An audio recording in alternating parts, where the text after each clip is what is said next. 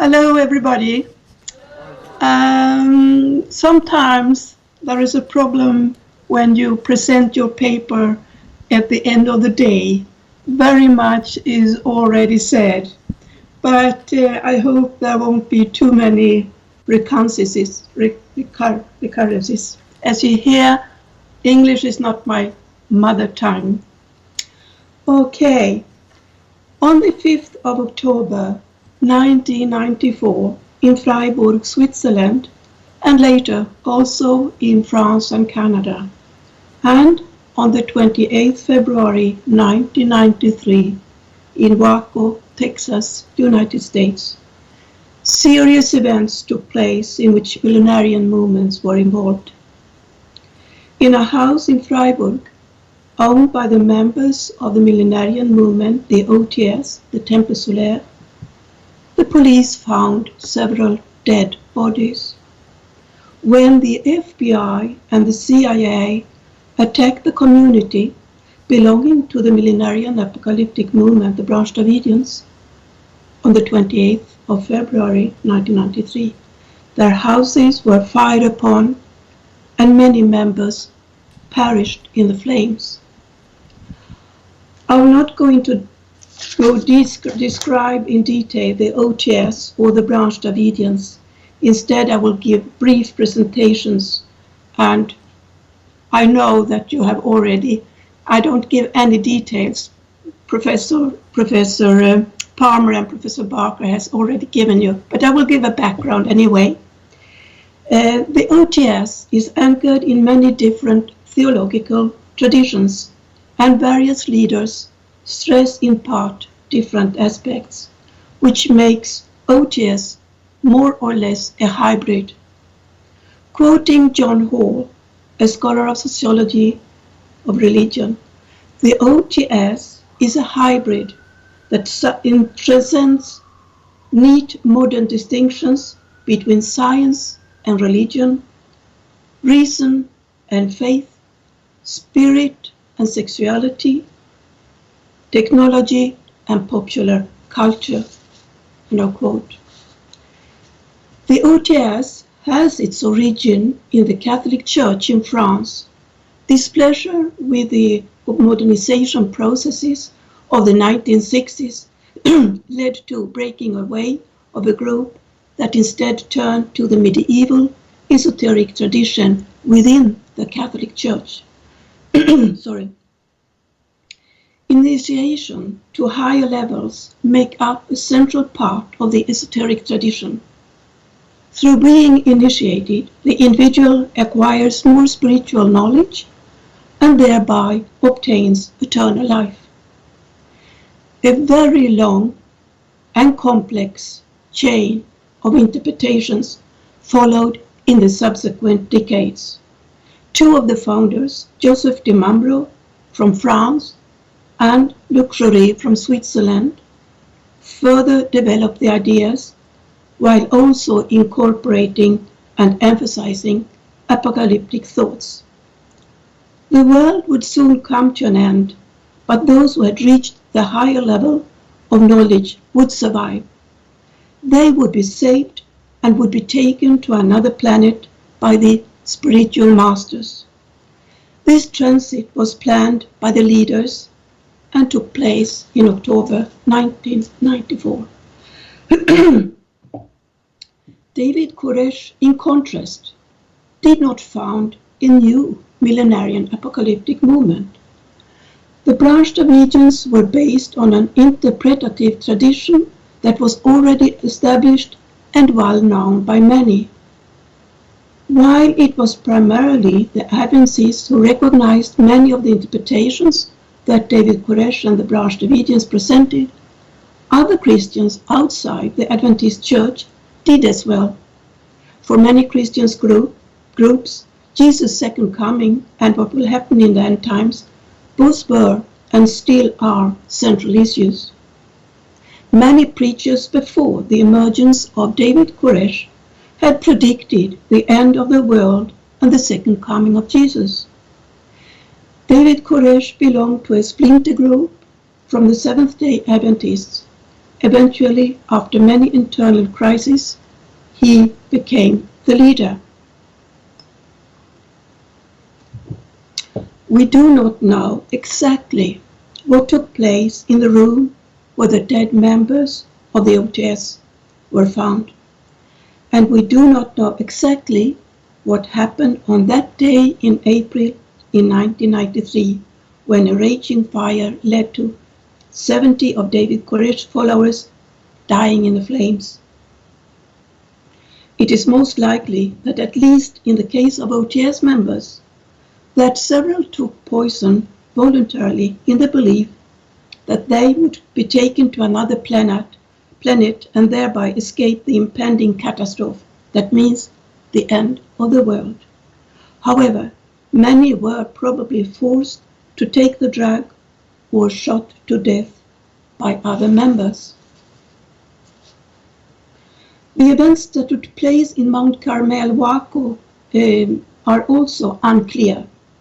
Was it the last resort? Did David Koresh's interpretations of the apocalyptic texts contribute to the followers committing mass suicide? The majority of the researchers and other individuals who have investigated the events are convinced that the tragic denouement was instead a consequence of mistakes made by the FBI. In my text, I am not focused on the issue of blame. I have instead sought to highlight some of the different aspects of the developments preceding the tragic denouement. We have here two millenarian movements where violence is involved, but where the development, both prior to the dissolution and on the way there, takes different forms. The message, the leadership, and the relationship to society at large are key factors in the development of both movements, an unfolding that involves an escalating conflict. The interaction between external and internal aspects appears to be different in the case of each movement. The aim of my presentation is to point out some of these different alternative expressions that under certain conditions lead to millenarian violence, and I will refer to two movements for the purposes of illustration, the OTS and the Branch Davidians. Both movements emerged and developed during the early 1980s and 1990s. Both movements based their legitimacy on a history that includes traditions and stories that are anchored in a bygone era. Since the 1960s, the spirit of the times has been marked by almost unlimited possibilities to experiment and freely seek out ideas, not least in the area of religion. This approach is clearly reflected in the teachings of the OTS and their development. The context in which we find the Branch Davidians can be described as an environment characterized by a high degree of familiarity. The message expressed by the leaders was not new. It was largely mainstream. While it was first and foremost the Adventists who recognized many of the interpretations that Branch Davidians presented, other Christians located outside of Adventist congregations did as well. For many Christian groups, as I said before, the second coming of Christ and how things will play out in the end time are central issues. So, while the message of the OTS is a hybrid where the content is taken from many different ideas and faith traditions, the Branch Davidians display a clear line of continuity where the apocalyptic texts constitute the most basic and important starting point. The leadership of the OTS was characterized by the existence of multiple parallel leaders. It was a loosely cohesive form of government. Conflicts did occur, but it was mainly leaders who contributed various ideas and strategies. Leadership within Branch Davidians was instead characterized by very harsh internal conflicts, struggles between candidates who each considered themselves to be the rightful and sole leader. The leadership ideal was anchored in and legitimized by the Bible. It concerned the notion of a single, legitimate and infallible leader. It is hard to judge what influence the political development of the 1980s and 1990s may have had on the groups. Signs of the times were interpreted by both the OTS and Branch Davidians. One of the leaders of the OTS, Jacques Breyer, predicted that the world would come to an end in 1995 or 1996. But when the Gulf War began in 1991 and society's attitude towards the group hardened, prompting some of the members to move to Canada, he told his adherents that the world would come to an end even earlier. Turmoil in the Middle East inspired both movements to anticipate and predict the world's imminent demise. When the ATF and FBI waged their attack against the Branch Davidians in 1993, this was interpreted by members as a confirmation that Armageddon and the end was near. The political context was the backdrop against which struggle between we and the other played out. It was the backdrop for both movements, albeit in differing forms, and served as a confirmation that the message they imparted contained the truth and that the radical change was very close. Relationships with the outside world, that means with the authorities, families, and society in general, gradually deteriorated. This was true of both moments. Suspicion regarding the OTS activities developed relatively early on, and this resulted in some of the members moving to Canada. The relocation was legitimized by an interpretation that was not totally new, but which was adapted to a situation that leaders and followers experienced as threatening. Those in charge told members that the spiritual masters were disappointed in a human race that did not understand. Those who had not realized their own best would have to face the consequences. They elected those who recognized the truth, that means follow the guidance of the spiritual masters and listen to the message, were promised the ritualized journey, the transit. The journey, the transit, would bring them to another planet. They would thus survive the end of the world and meet the masters in another world, a much better one. While the OTS met suspicion and threats from the outside world relatively early on, it took a long time for the authorities to find a reason to suspect the Branch Davidians to such a degree that they chose to intervene. Sharp reactions actually came first from the inside, as some supporters believed that the leader, David Koresh, had gone too far. Koresh himself believed that he, in his role as the divine leader, was beyond the reach of rules and norms, which, among other things, meant that he felt he had the right to have sex with minors. Although a number of members reported the abuse, the authorities did not react in a particularly pronounced way. Only later, when the suspicion of illegal possessions of weapons arose, did the authorities intervene. In milieu that was becoming increasingly hostile and threatening was interpreted in a way that was based on apocalyptic texts and David Koresh's interpretation of these. Satan's agents, that means the authorities, would be defeated.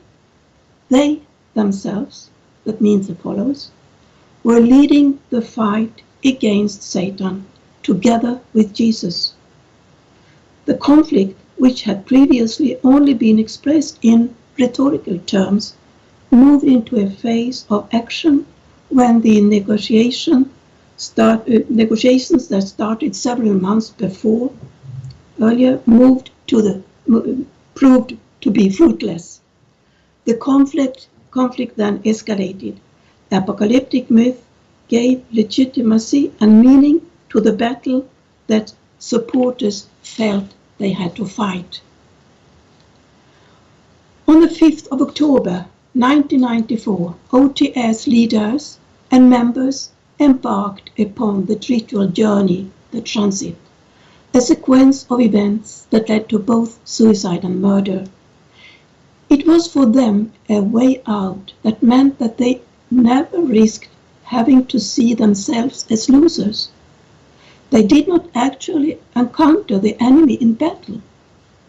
The spiritual masters were disappointed in humankind, and the logical consequence was that they stepped back and let only those who understood the truth be saved from the disaster, a catastrophe that was about to strike those who did not have the right belief. In the case of each movement, both external and internal factors were combined in the escalating process. John Hall and Catherine Wessinger, two researchers who have studied violence in Millenarian movements, stress the importance of the interaction between the society inside and the society outside. Scholars Thomas Robbins, as mentioned before, and Dick Anthony also emphasize this aspect in their analysis. External factors such as society's attitude towards the movement and its members, and internal factors such as leadership, beliefs, ritual, organization have an impact on the process. A polarization is reflected in both moments, but there are differences. The Branch Davidians had their starting point and source, the dualism that is portrayed in the apocalyptic texts. External events are explained and interpreted consistently based on these texts. The fight is already foretold and is expected, perhaps even anticipated. It seems that the process and the escalating polarization that occurs in the case of the OTS is more driven by external events.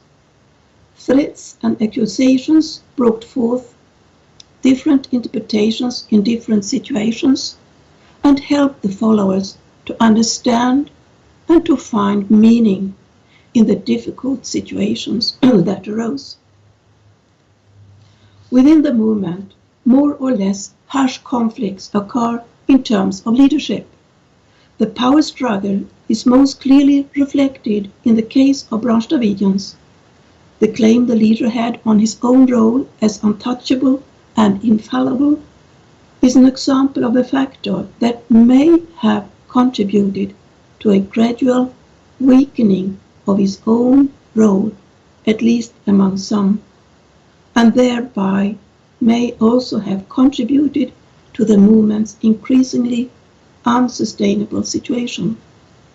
The leadership of the OTS was, as I mentioned, more complex and had a broader structure.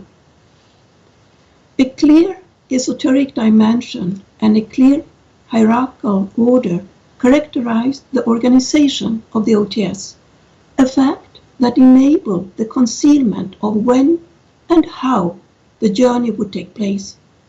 Only the innermost circle was aware what would actually happen. That means how the transit would be realized.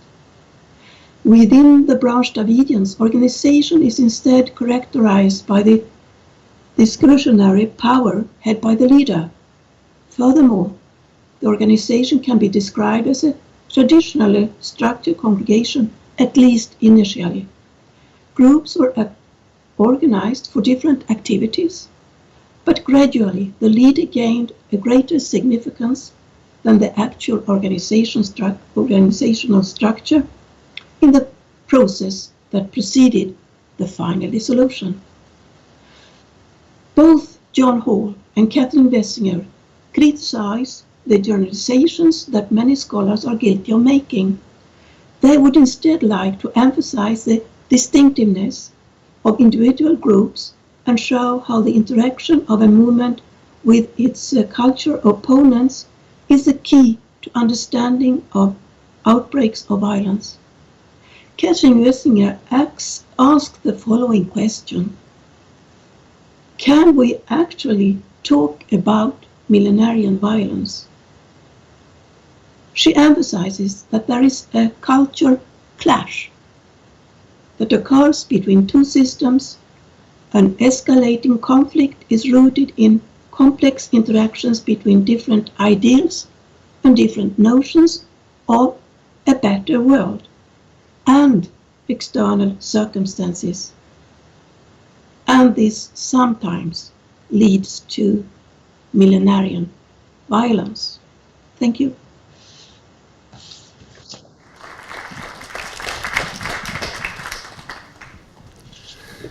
Britta, can you hear me now? Can you hear me at all? Vague, but I hear you, but very, I have to listen very carefully, yes? Okay, what I'm going to do is to thank you so much for presenting. We're running on time anyway, so thank you for presenting, and we're going to dial off. Thank you. Okay, Goodbye. bye-bye. Thank you.